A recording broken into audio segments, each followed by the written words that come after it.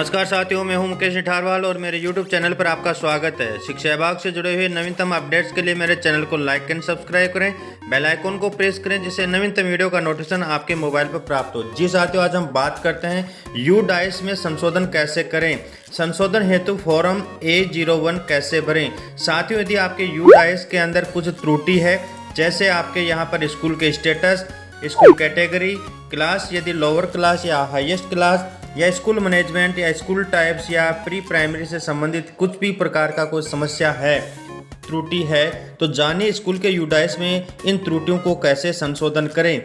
हाँ साथियों, हम यहाँ पर बात करेंगे फॉर्म नंबर A01 की किस प्रकार फिलअप किया जाएगा और इसको फिलअप कौन करेगा, इसमें अपडेशन का स्तर कहाँ पे होगा, ब्लॉक होगा या जिला स्तर होगा। इन तमाम समस्या समाधान के लिए इस वीडियो को अंत तक जरूर देखें। यदि अभी तक आपने इसको सब्सक्राइब नहीं किया है मेरे चैनल को, तो सब्सक्राइब जरूर कर लें।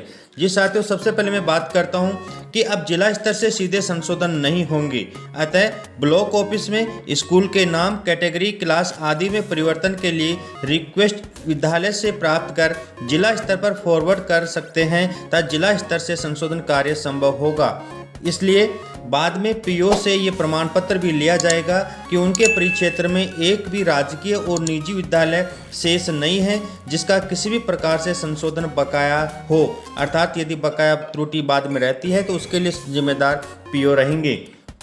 जिन विद्यालयों को यूडाइस पोर्टल पर परिवर्तन करवाना है तो फॉर्म A01 में आवेदन व क्रमोन्नति आदेश की PDF जिसकी साइज होगी 600 KB तक अपने पीओ के माध्यम से CBO ऑफिस में मेल करें, या समस्या समाधान जो यूडाइस का पोर्टल के समस्या समाधान का व्हाट्सएप ग्रुप बना हुआ है उस पर आप इस प्रकार के दोनों PDF भेज दें।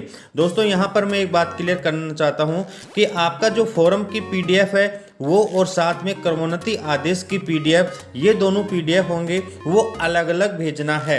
अर्थात यहाँ पर यदि आपका क्रमोन्नति आदेश से संबंधित कोई समस्या नहीं है लेकिन अन्य किसी प्रकार की समस्या है, उसके दस्तावेज के लिए आप अपने लेटर पैड पर लिखित रिक्वेस्ट सील साइन करके उसकी अलग से PDF बनाएं और इन दोनों PDFों को आप अपने ब्लॉग के ईमेल के द्वारा या व्हाट्सएप के ऊपर वहाँ पर आप भेज सकते हैं।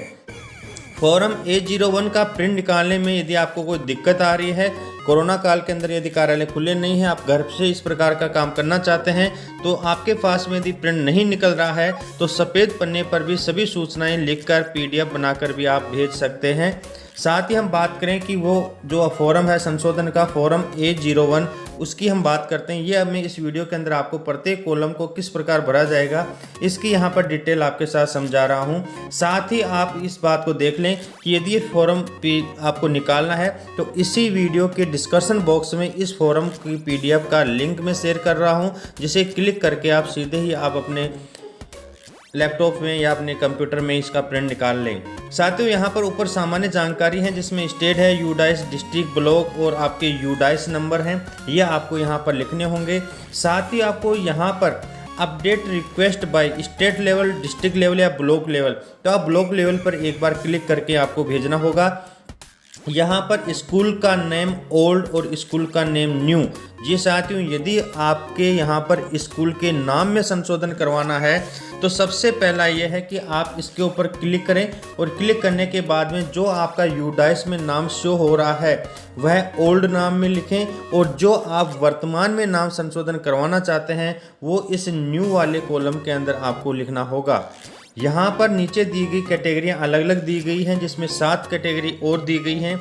इसमें भी सेम इसी प्रकार का प्रोसेस है। यदि स्कूल के स्टेटस की बात कर रहे हैं तो ओल्ड स्टेटस कैसा है वहाँ पर आपको लिखना है, न्यू स्टेटस कैसा है उसको आपको कराना है, उसका रीजन क्या है। साथियों, यहाँ पर ओल्ड और न्यू के लिए नीचे आपके स्टेटस के अंदर आपके क्रमांक दे रखे हैं, जैसे O दे रखा है ऑपरेशनल, 1 करना है क्लोज्ड, 2 है मर्ज, 3 है आपका सेशन बट नॉट ऑपरेट और 4 है DCF नोट रिसीव, 5 है परमानेंट क्लोज। आपको इस प्रकार का स्टेटस आपको यहाँ पर संख्या लिखनी है, 1 नंबर, 2 नंबर, 3 नंबर, वर्तमान में कौन सा नंबर है और न्यू में कौन सा नंबर आपको लेना है।